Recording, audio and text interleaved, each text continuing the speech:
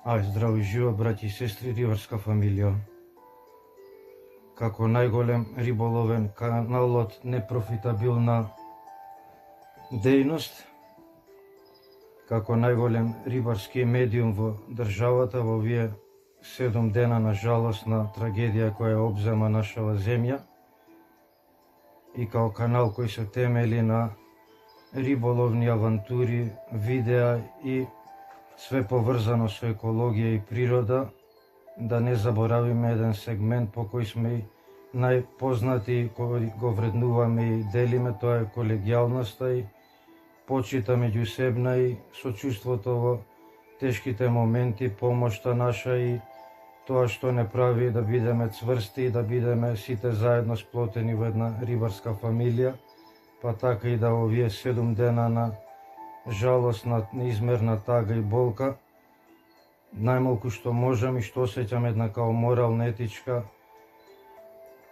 обврска, ја како некој кој го води овој YouTube канал, да допринесам со нешто минимално и дадам еден од себе придонес, да пробам некако на секој што ќе го слушне овај одгледа, допрам и еден кога допрам во нерв да направам позитивна промена, како што тоа успеале овие зборови да влијаат на мене, ќе бидам пресреќен и мисијата ќе сметам за успешна. Па ети образложение на кратко што ме праша што ме инспирирало и од кај сум добил идеја да вчерашните 2 видеа ги објавам во некоја ваква слична тема, па продолжувам во иста насока и денеска. Значи, ја не сум ни некој кој држал ораторски вечери на проза и поезија, не сум ни под парол. Простете ако направам лапсус, ако нешто сгрешам, утнам. Значи, немам искуство со овие нешта, све го правам тоа на добра волја, со љубов, без тренинг, без нешто да се повторувам, да монтирам, сечам од прва како испадне тоа е, па се надевам на позитивна реакција и да допре мисијата до секој еден слушател кој го поздравувам и да стартуем на темата која многупати баш ја поврзувам со ова што се случува сега, водени од тоа да бегаме по риба и во природа, да избегнеме да се излуфтираме, да надокнадиме све тоа што не наполнило низ градовиве со негатива, сите проблеми, маки, товари таму да се ослободиме и малку да се опуштиме, но кога имаме проблеми и кога не знаеме да ги контролираме и тие некои внатрешни варијации на нашиот систем, на нервите, на умот, на душата, на срцето,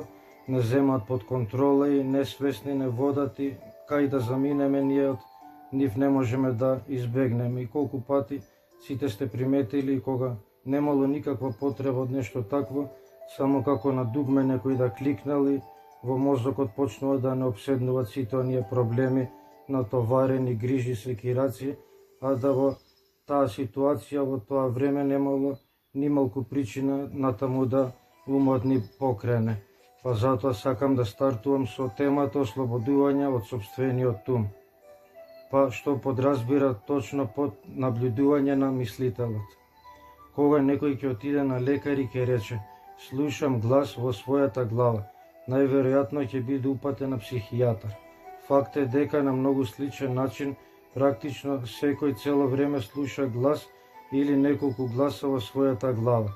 Неволен мисловен процес за кој не сваќате дека е можно да го запрете. Непрекинати монолози или диалози. Веројатно сте среќавале лудаци на улицата кои непрекинато се изборуваат или мрморат нешто самите во себе.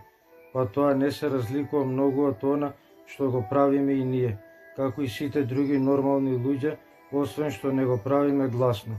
Гласот дава коментари, шпекулација, суди, споредува, се жали, сака, не сака и така натака.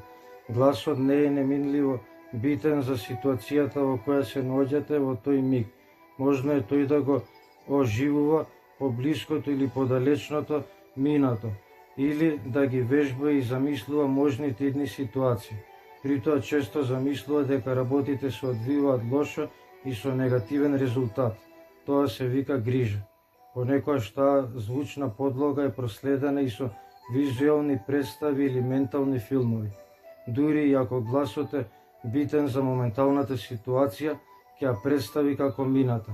Тоа е затоа што гласот му припаѓа на вашиот условен ум, кој е резултат на вашето целокупно минато, како и на колективниот културен начин на размислување што сте го наследиле. Така што вие ја гледате сегашноста и судите за неа низ очите од минатото и добивате сосема искривен поглед за неа. Не е необично ако тој глас стане најголемиот непријател на секој човек. Многу луѓе живеат со мачител во својата глава, кој непрекинато ги напаѓа и ги казнува, истицувајќи им ја животната енергија. Тоа е причина за неверојатна беда и незадоволство, како и за болест. Добрата вест е дека можете да го слободите од својот ум. Тоа представува единственото вистинско ослободување. Првиот чекор можете да го превземете токму сега. Почнете да го наслушувате гласот во својата глава колку што е можно почесто.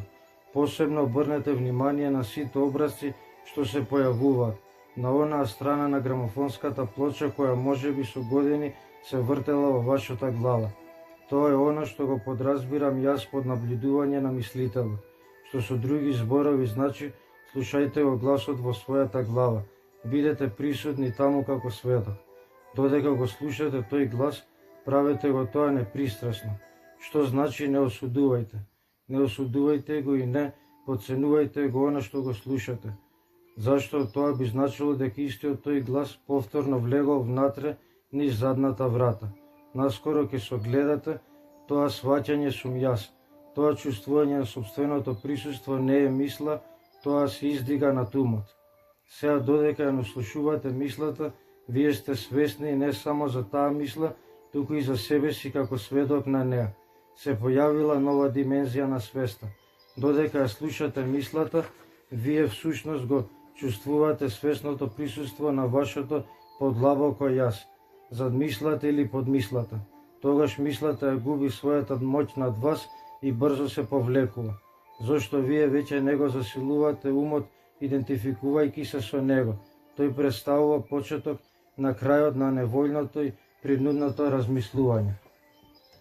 Па затоа, дали ова што ви го прочитав ќе иницира во вас некое будење или промена зависи единствено од вас.